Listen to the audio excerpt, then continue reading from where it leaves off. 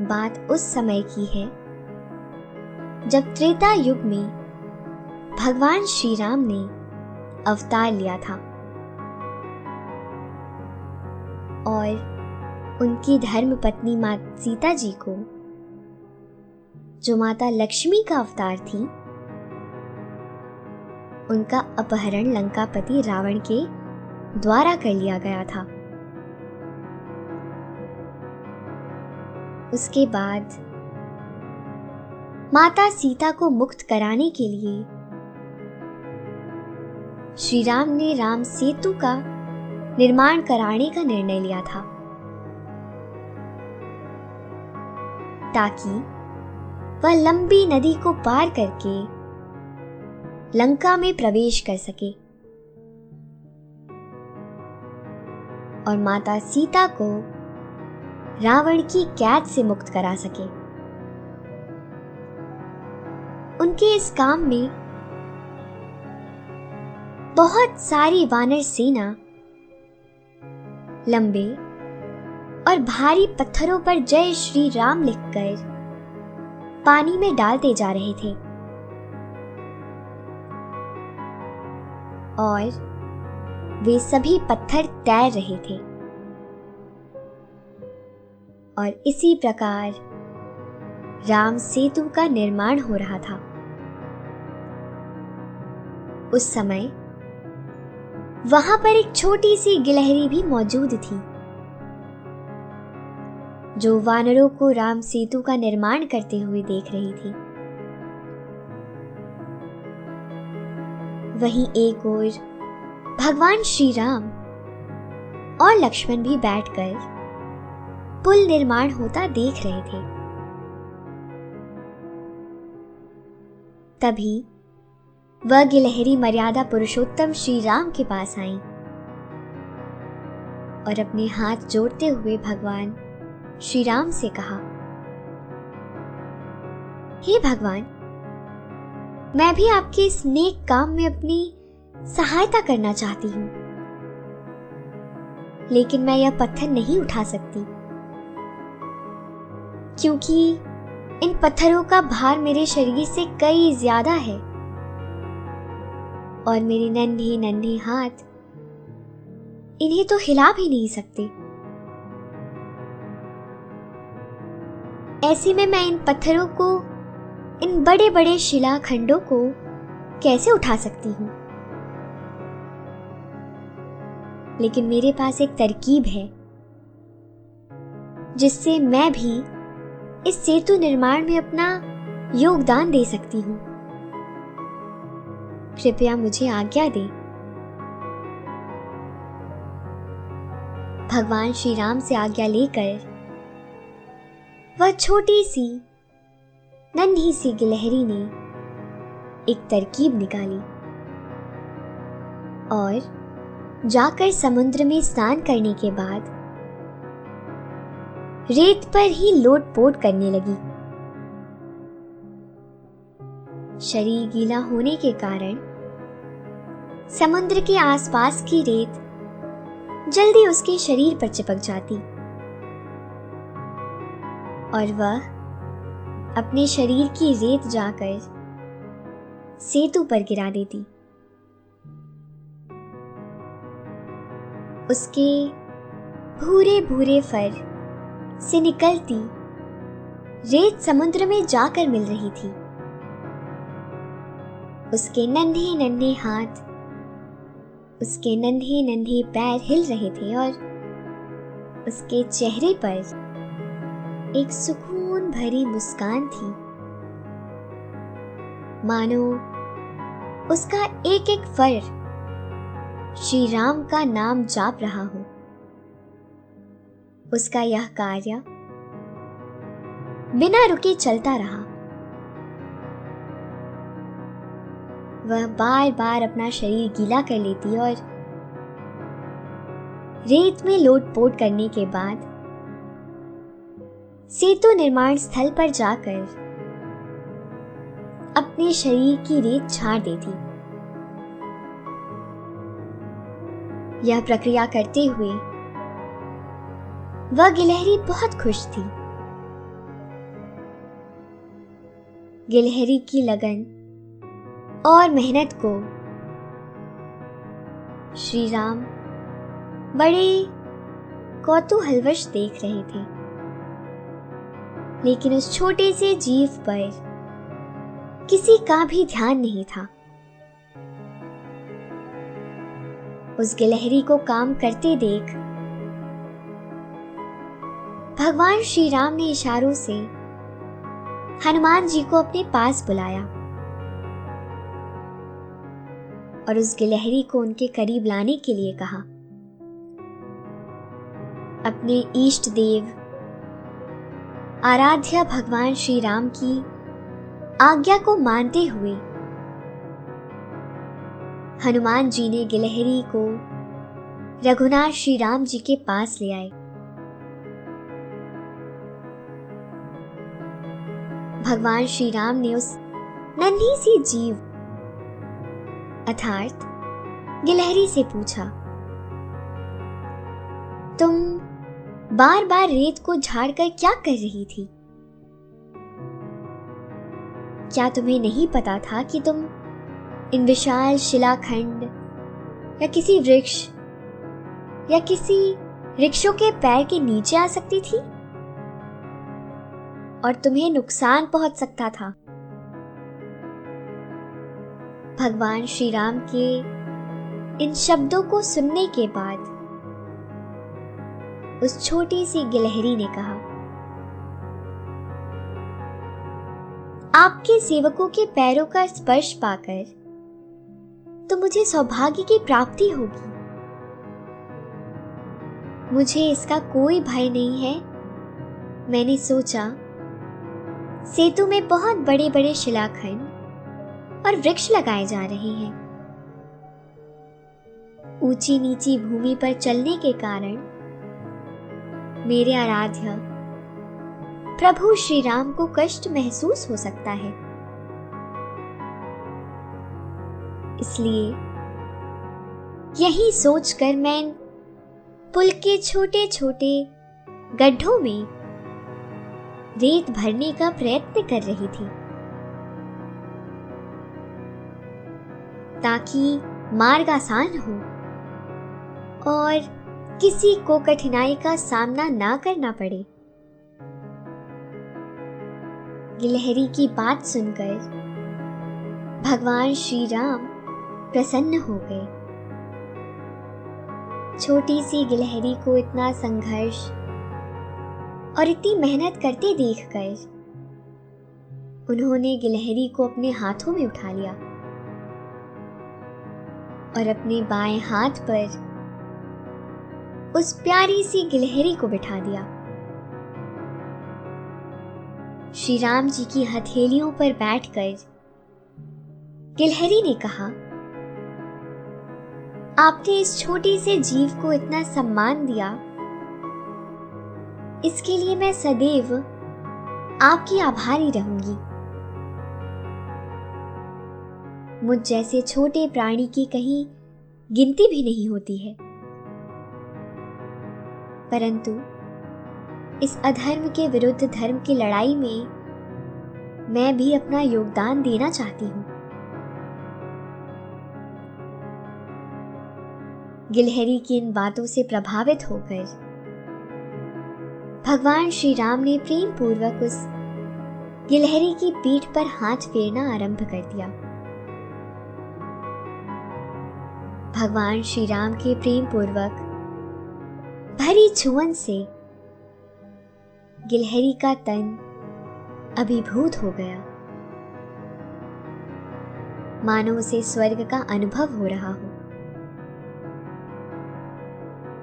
श्री राम जी के इस छुअन के कारण परिणाम स्वरूप गिलहरी के पीठ पर भगवान राम की उंगली के निशान पड़ गए। तभी से गिलहरी की पीठ पर प्रभु श्री राम की अंगुलियों के चिन्ह स्वरूप में 3 श्वेत रेखाएं पीठ पर बन गई और आज भी गिलहरी के पीठ पर 3 धारियां होती हैं जो श्री राम के स्नेह का प्रतीक है। गिलहरी के शरीर पर अंगुलियां फेरते हुए भगवान श्री राम ने कहा, अगर गिलहरी इन कंकड़ों और अपने शरीर पर रेत नहीं मलती और समुद्र में नहीं डालती, तो तुम्हारे द्वारा फेंके गए सारे पत्थर इधर उधर बिखरे रहते। ये गिलहरी के द्वारा फेंके गए पत्थर ही हैं जो इन्हें आपस में जोड़े हुए हैं। पुल बनाने के लिए गिलहरी का योगदान भी वानर सेना के सदस्यों जैसा ही अमूल्य है। भगवान श्री राम द्वारा कहे गए इन शब्दों से वहां मौजूद सभी को यह एहसास हो गया कि जीव भले ही कितना भी छोटा हो, लेकिन उसके योगदान को कभी कम नहीं आंकना चाहिए। साथ ही दूसरों द्वारा मजाक बनाए जाने के बावजूद भी कभी अपना आत्मविश्वास नहीं खोना चाहिए, क्योंकि अपना आत्मविश्वास सबसे बड़ी धरोहर होता है जो हर परिस्थिति में लड़ने की शक्ति देता है। उस छोटी सी गिलहरी के इस प्रयत्न को देखकर सभी लोग ऊर्जा से भर गए। उस छोटी सी गिलहरी के समर्पण का भाव लोगों को मंत्र मुग्ध कर गया।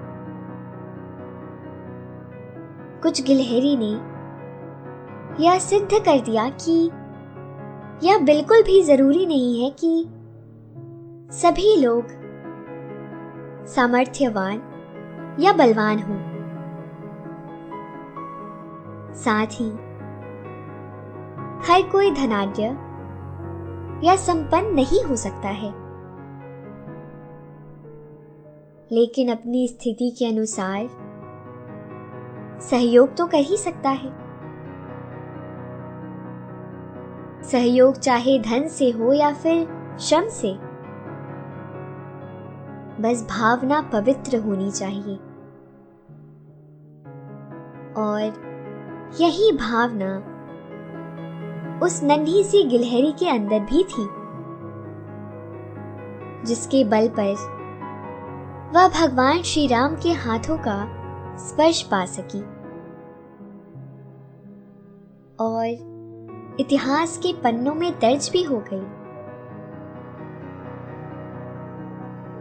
लोग आज भी गिलहरी और भगवान श्री राम के उस प्रसंग को प्रेरणा के तौर पर लेते हैं। भगवान श्री राम का स्पर्श पाकर और उनका आशीर्वाद अपनी पीठ पर बनी 3 धारियों के मिल जाने के बाद वह छोटी सी गिलहरी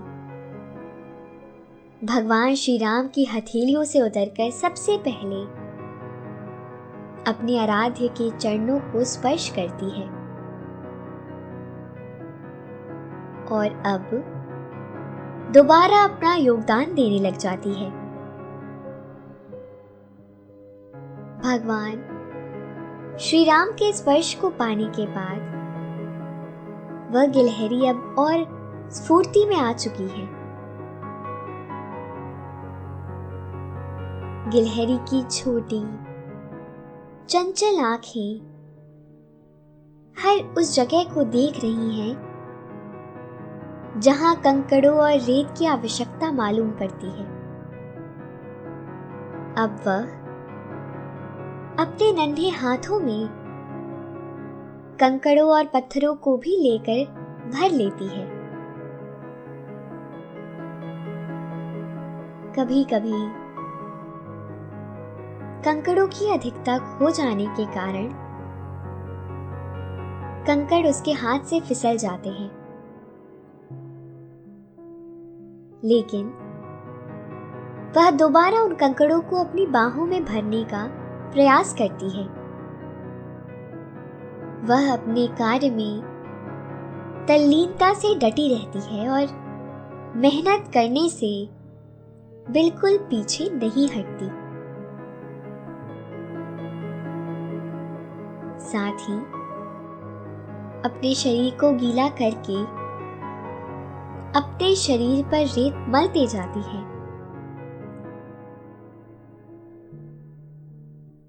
वह इस बात को सुनिश्चित कर लेना चाहती है कि राम सेतु का निर्माण पूरे ध्यान से हो, ताकि वहां से गुजरने वाले लोगों को और भगवान श्री राम को किसी तरह की परेशानी ना हो, उनके पैरों में कंकड़ ना चुभे। यह एक भक्त की भक्ति की पराकाष्ठा ही है, जिसे गिलहरी जैसी एक छोटी सी जीव समझकर निभाने का काम कर रही है। उस गिलहरी के लिए कोई भी काम बड़ा या छोटा नहीं है, बल्कि उस काम को करने की लगन और पराकाष्ठा का स्थान अन्य के मुकाबले ज्यादा है। धीरे धीरे सबके सहयोग और मेल मिलाप के साथ राम सेतु पुल का निर्माण अपने आखिरी चरण पर पहुंच जाता है। पुल निर्माण के आखिरी चरण पर पहुंचते ही वहां मौजूद सभी लोग उस नन्ही गिलहरी के अतुलनीय योगदान के लिए उसे धन्यवाद कहते हैं। वह गिलहरी बहुत खुश हो जाती है और चहकने लगती है।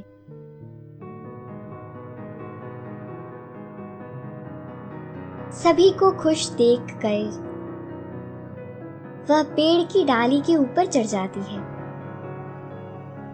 और अन्य गिलहरियों को बुला लेती है, और सारी गिलहरियां एक साथ खड़े होकर अपने नन्हे नन्हे हाथों को प्रणाम की मुद्रा में जोड़कर अभिवादन करती हैं। साथ ही सभी को आने वाले कार्य के लिए शुभकामनाएं देती हैं। एक बार फिर से भगवान श्री राम उसके गिलहरी को अपनी गोद में उठा लेते हैं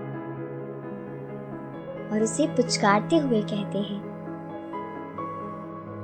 आज तुमने सिद्ध कर दिया कि किसी का भी योगदान बड़ा या छोटा नहीं होता,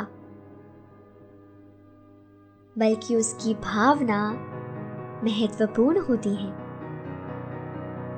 भगवान श्री राम से उत्साहवर्धन पाकर सारी गिलहरियां एक बार फिर से पेड़ पर चढ़ जाती हैं और पेड़ पर चढ़कर एक मधुर संगीत गाने लग जाती हैं,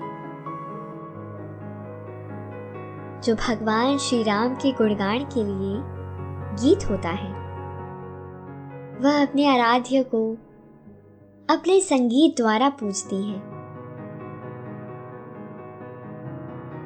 श्री राम जय जय राम। यह संगीत पूरे भारत वातावरण में फैल गया है। आसपास के सारे जीव जंतु बहुत प्रसन्न चित्त मुद्रा में आ चुके हैं और सबको सुख का अनुभव हो रहा है। सारी की सारी गिलहरियां झूमते हुए अपनी छोटी सी गर्दन को हिलाते हुए अपने छोटे से हाथों से ताली बजाते हुए भगवान श्री राम का अभिनंदन करते जा रही हैं। और वहां मौजूद वानर सेना इस सुंदर बेला को देखकर भाव विभोर हो रहे हैं। भगवान श्री राम के भक्त श्री हनुमान गिलहरियों की इस भक्ति को देखकर भाव विभोर हो गए हैं। चारों ओर भगवान श्री राम की जय जयकार गूंज रही है और राम सेतु का निर्माण भी हो चुका है।